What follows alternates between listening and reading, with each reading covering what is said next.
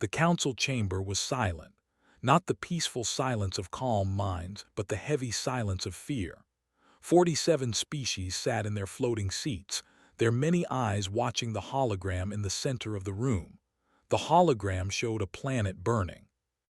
Ambassador stood on shaking legs. His 6 limbs trembled as he looked at his on the screen. They were a gentle people. They had thin bodies with skin so clear you could see the blue blood flowing underneath. They had never known war. They had never needed to fight. Their world was soft and kind, with warm winds and sweet waters. But now their world was dying. "They have taken 3 of our colony worlds," said. His voice was weak like wind through dry leaves. "They consume everything, our people, our cities, our ships. Nothing stops them." Counselor floated in her water tank, her fish-like body moving slowly. "How many have died?" she asked. 4 billion, answered. "In 6 months, 4 billion of my people are gone." The chamber erupted in sounds of horror.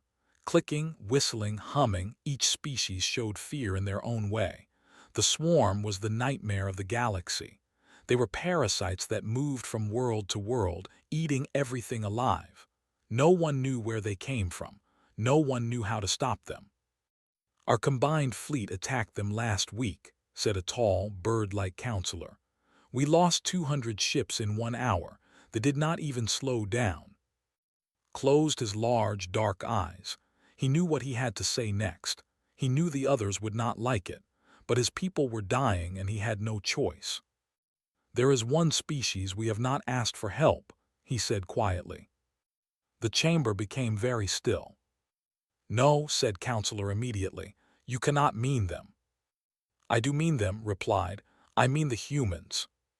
The sounds that filled the room now were not of horror. They were of pure terror. Species that had never agreed on anything suddenly agreed on this. The humans were too dangerous. "Have you gone mad?" shouted a small, furry counselor. "The humans come from a class 12. Their planet tries to kill them every day and they survive. They are monsters." "They eat poison for fun," added another voice. "Their bodies heal wounds that would kill any of us. They can run for hours without stopping. They keep predator animals in their homes as friends."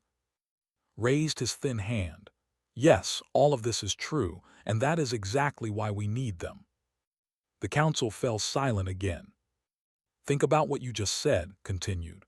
"The humans survive everything. Their world has extreme heat and extreme cold. It has deadly radiation from their sun. It has thousands of species that can kill. It has diseases, earthquakes, floods, and storms. And the humans did not just survive.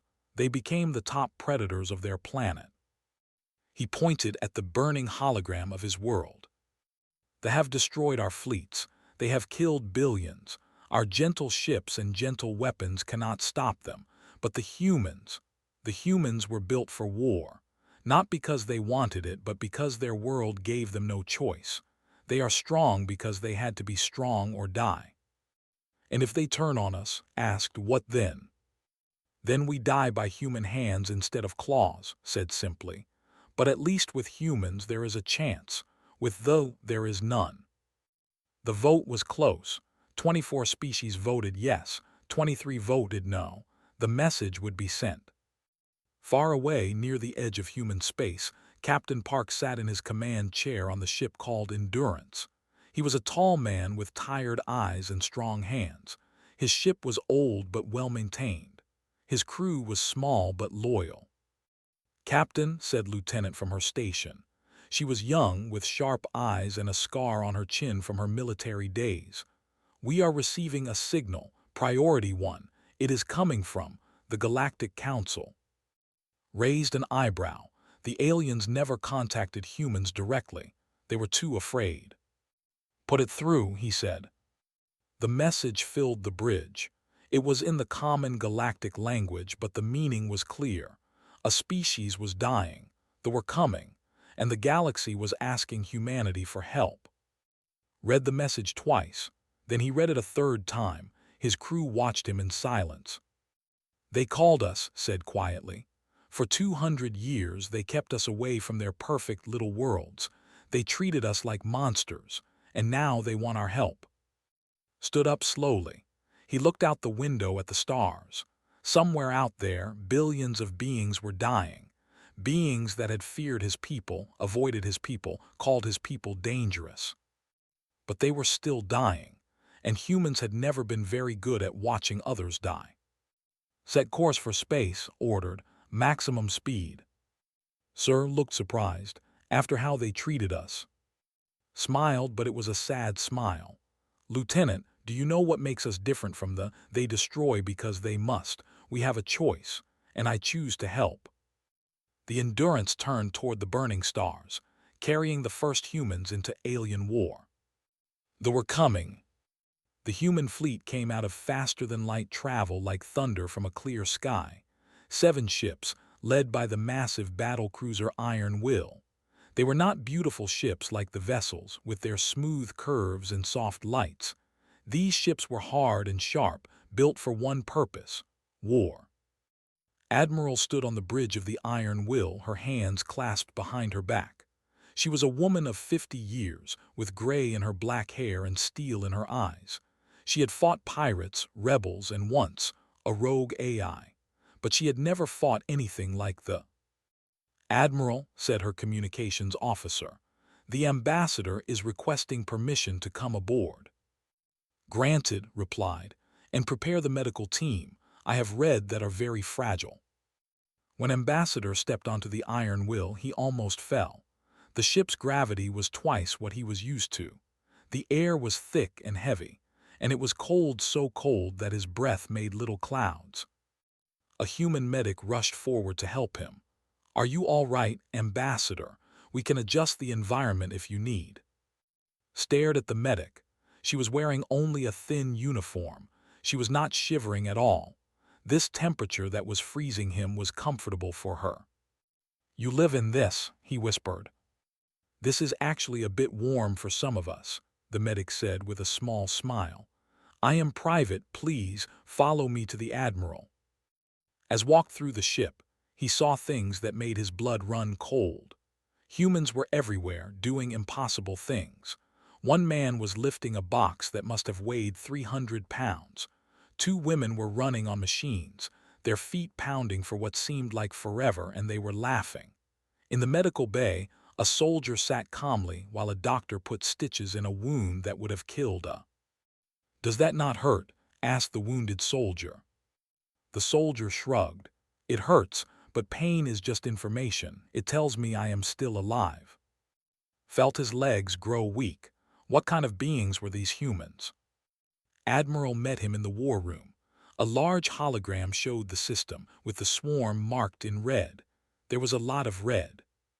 Ambassador said, bowing slightly, I have reviewed your situation. It is bad, but not hopeless. Not hopeless, could not believe his ears. We have lost everything. You have lost much, agreed. But you still have people alive on your colonies. You still have ships that can evacuate them, and now you have us. She pointed at the hologram. They are controlled by a central mind. Destroy the mind and the swarm falls apart. Our scientists believe the mind is on this ship, the largest one in the center. We know this, said sadly, but we cannot reach it. Our weapons cannot break through their defenses. Smiled, it was not a gentle smile. Our weapons can. On the colony world of 3, the situation was desperate. They had landed 3 days ago. Most of the city was destroyed. Survivors hid in the ruins, waiting for death. Sergeant dropped from the sky in a metal pod that hit the ground like a meteor. He climbed out before the dust settled, his rifle already scanning for targets. Behind him, 20 more pods landed. His team, had arrived. Spread out, ordered through his radio. Find survivors, kill anything with too many legs. The air on 3 was toxic to most species. They needed special suits to breathe, and his team wore only light masks. The poison in the air made their eyes water, but it would not kill them. Their bodies were built to handle worse. Private was with the ground team, her medical bag heavy on her back. She was young, Only 22, and this was her first real mission. But she did not let her fear show. Humans could not afford to show fear. They found the first survivors in an underground shelter. 50, mostly children, huddled together in the dark. When the humans entered, the aliens screamed. "Please," begged an older, "do not eat us." Almost laughed, but she stopped herself. These beings really thought humans were monsters. "We are here to help," she said gently. "We are going to take you to safety." But the air outside is poison," they said. "Not to us," replied. She knelt down next to a small child who was crying. The child had been separated from their parents. They were alone, scared, and hurt. "What is your name?" asked. The child whispered. "Hello, I'm going to carry you out of here. Is that okay?" Looked at her with large, wet eyes. "The monsters outside will get us." Picked up the child carefully. Weighed almost nothing to her strong arms. "I am the scariest monster on this planet," said. "Nothing will hurt you while I am here." She carried through the burning city, through air that would kill the child in minutes. Her mask fed clean oxygen to the small alien while she breathed the poison herself. It burned her lungs, but she kept walking. She did not stop. She did not slow down. When they reached the evacuation ship, the other aliens stared at her. This human had walked through death itself, carrying their child, breathing their toxic air, and she was still standing. "What are you?" whispered an old. Looked at, who had fallen asleep in her arms, trusting her completely. "We are human," she said, "and we protect those who cannot protect themselves." Above the planet, the first battle had begun. Human ships crashed against the swarm like waves against rocks. The aliens watched in amazement as human vessels took damage that would destroy any other ship, and kept fighting. They had arrived, and they had come to save. In the science lab of the Iron Will, Dr. Shin worked without sleep. She was a scientist who studied alien life. For 3 days she had been examining captured drones, cutting them open, testing their strange flesh. Her eyes were red from exhaustion, but she would not stop. "Come on," she muttered to herself. "Every creature has a weakness. What is yours?" She had discovered many things about they did not think as individuals. They were all connected to one central mind, like fingers on a hand. The drones were stupid alone, but together, guided by the hive mind, they were deadly. They communicated through a special signal, a frequency that traveled through space itself. And that frequency, realized, could be disrupted. "Admiral," she called into her communicator, "I found it. I found their weakness." In another part of the ship, an old historian named was doing research of his own. He had been given access to Earth's historical records, and what he found terrified him. Had lived for 200 years. He had studied the rise and fall of 100 civilizations, but he had never seen anything like humanity's history. "This cannot be real," he whispered as he read. The humans had lived through ice ages that covered half their planet. They had survived volcanic explosions that blocked out their sun. They had fought diseases that killed millions. They had created weapons that could destroy cities in seconds, and they had used those weapons on each other. But that was not the most terrifying part. The terrifying part was that after every disaster, every war, every plague, the humans did not give up. They rebuilt. They learned. They grew stronger. When one nation fell, another rose. When millions died, billions were born. They simply refused to stop existing. Found Commander O in the pilot-ready room. Was the leader of Ghost Wing, the best fighter pilots in the human fleet. He was cleaning his helmet when the old historian approached. "May I ask you something?" said carefully. "Of course," replied with a friendly smile. "I have been reading your history. Your species has suffered so much. Wars, famines, disasters. How do you keep going? Why do you not simply give up?" Put down his helmet and thought for a moment. "Do you know what my grandmother used to tell me? She survived a great war when she was young. Her city was destroyed. She lost her parents, her home, everything. And when I asked her how she survived, she said, "I kept breathing, and as long as I was breathing, I could rebuild." But why, pressed, why keep breathing when everything is gone? Looked at the old alien with something like pity. Because tomorrow might be better, because giving up means the darkness wins, because somewhere someone is counting on us to survive. He picked up his helmet again. We humans have a saying, fall 7 times, stand up 8. It is not about never falling. It is about always getting back up. Was silent for a long time. In his 200 years, he had seen species disappear when faced with far less than what humans had survived. His gentle friends were close to giving up right now. But these humans, these from a nightmare planet, they did not know how to quit. Perhaps that was the most terrifying thing of all, and perhaps thought it was also the most beautiful. On the bridge of the Iron Will, Admiral was explaining Doctor's discovery to the combined fleet. The hive mind operates on a specific frequency, she said. If we can disrupt that frequency at the source, the entire swarm will fall into chaos. They will not be able to coordinate. They will turn on each other. How do we disrupt it? Asked Captain Park, who had joined the War Council. We need to get a device to the center of the hive ship. It must be placed directly next to the central mind. His face was hard. This will be extremely dangerous. The chances of survival are low. I will go, said Lieutenant immediately. Everyone looked at her. She stood straight and tall, her eyes burning with determination. Lieutenant, this is likely a one-way mission, said quietly. I know, replied.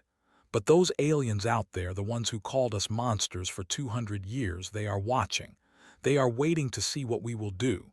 If we show them that humans only fight when it is safe, they will never trust us.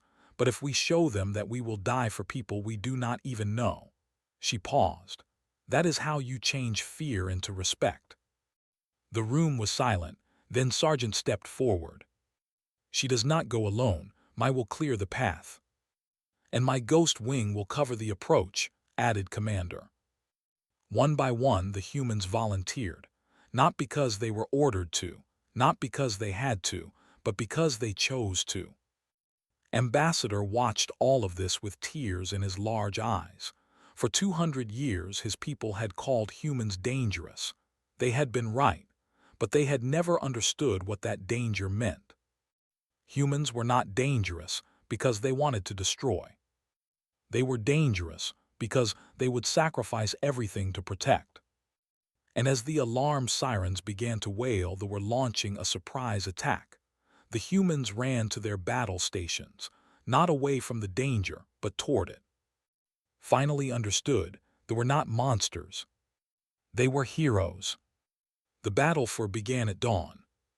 Human ships crashed into the swarm like fists into a wall of insects. Explosions lit up the darkness of space. The alien fleet hung back, watching in horror and wonder as they fought. On the bridge of the Iron Will, Admiral gave orders with a calm voice. Her ship shook with every impact, but she did not move. Around her, crew members worked through injuries that would have killed. One officer had blood running down his face from a cut on his head. He wiped it away and kept working. Status report demanded. Shields at 40%. Hull damage on decks 7 through 12. Weapons still operational. Good enough, keep firing. In the fighter bay, Commander O climbed into his ship. His ghost wing pilots were already in their seats, ready to fly into the swarm. They all knew many of them would not come back. Listen up, said through the radio.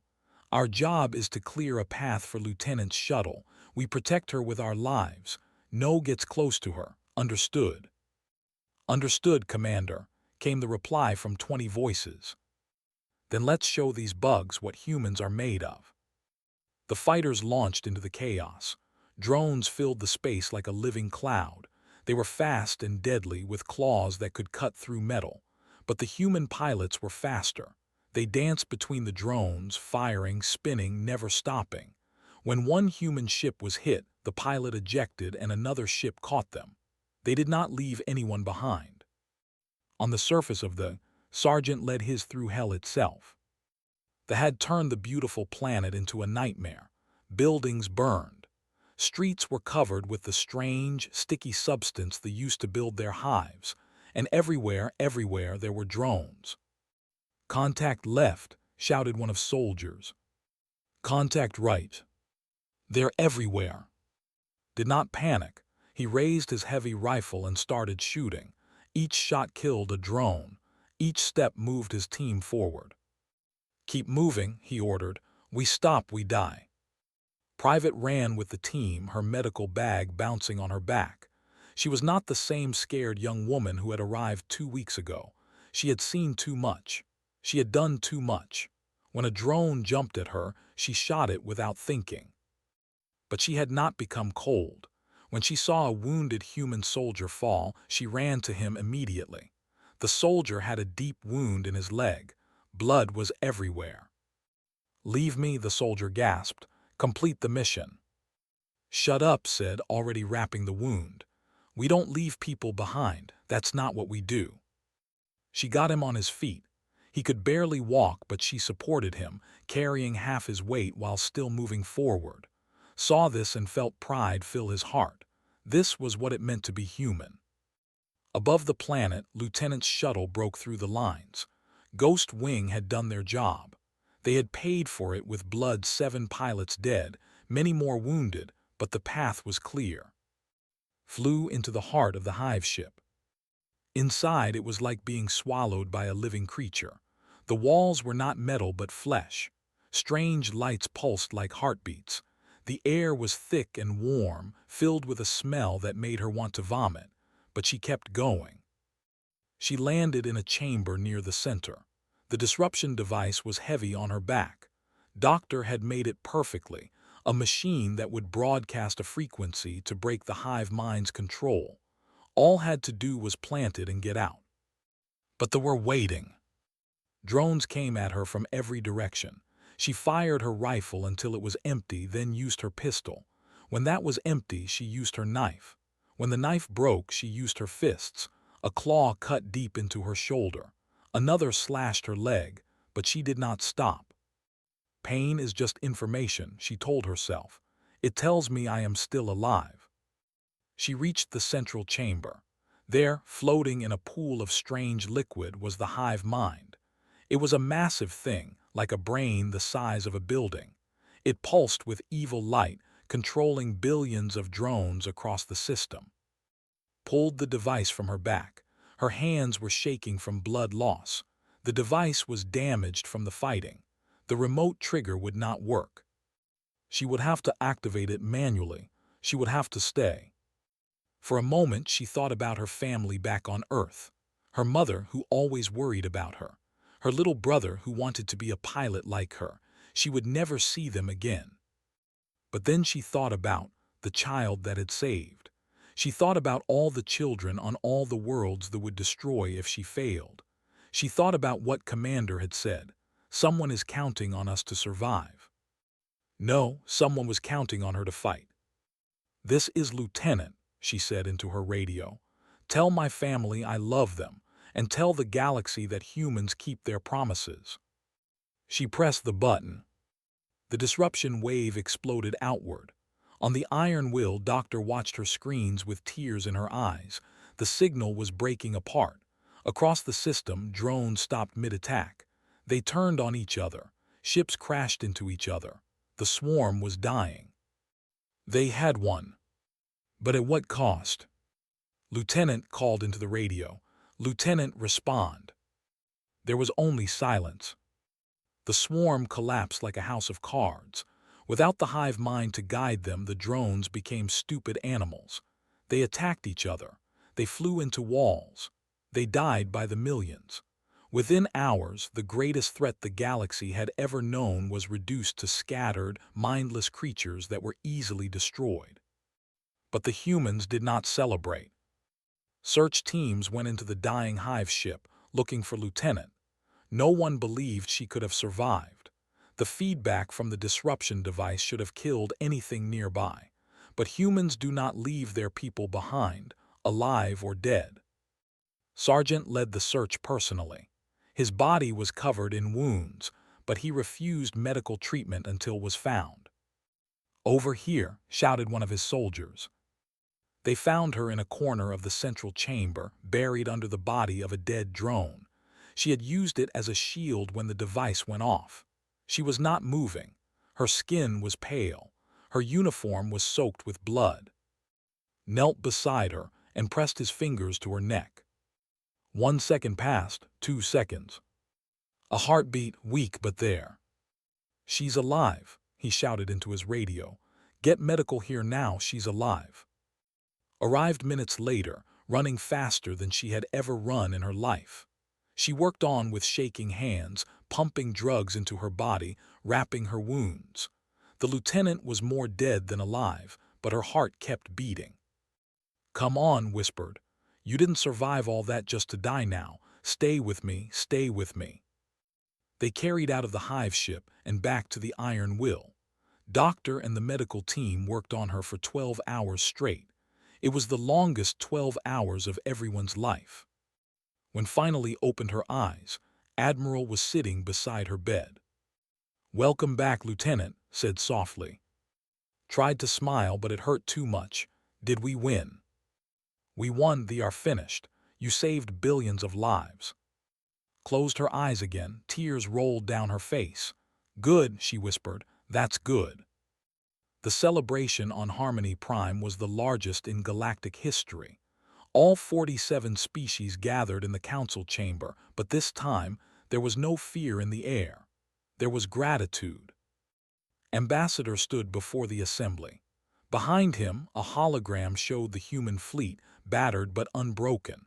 It showed the soldiers who had fought and died. It showed Lieutenant, still in her hospital bed, covered in bandages. 200 years ago, began, we discovered humanity. We were afraid. We called them monsters. We kept them away from our perfect, peaceful worlds. We thought we were protecting ourselves. He paused and looked at the human delegation. Captain Park stood there, his crew beside him. They looked tired. They had lost friends, but they stood tall. "We were fools," continued.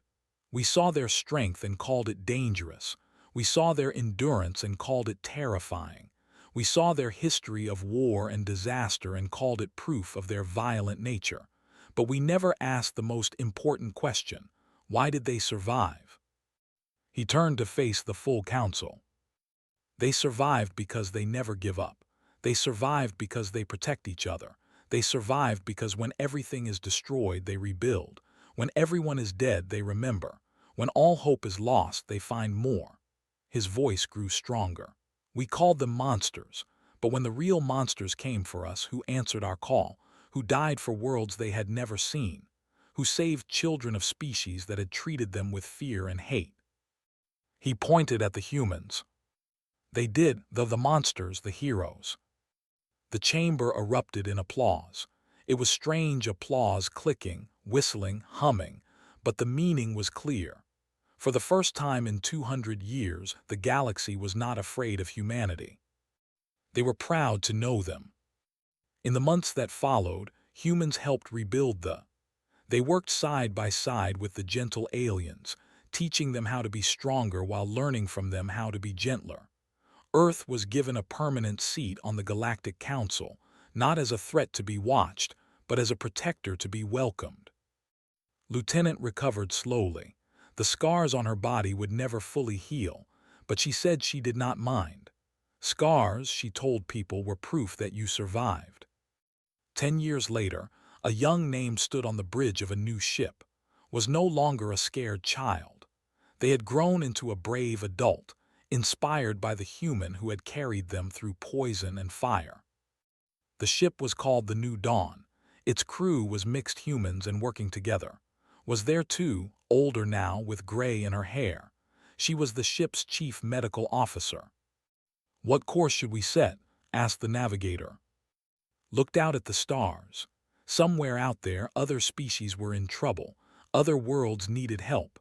Other children were crying in the dark, waiting for someone to save them.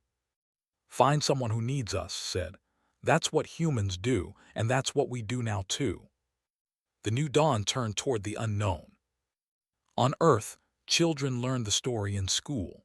They learned about the war, about the heroes who fought and died, about the day humanity showed the galaxy what we're really made of. And in the stars, whenever a species faced darkness too deep to handle alone, they no longer hesitated to call for help. They knew that somewhere a human ship would answer, a human crew would come. Because that was the legacy of the not destruction, not fear. Hope. Hope that no matter how bad things got, help was coming. Hope that the scariest monsters in the galaxy chose to be guardians instead. Hope that tomorrow could always be better, as long as someone was brave enough to fight for it. The had come, and the galaxy would never be the same.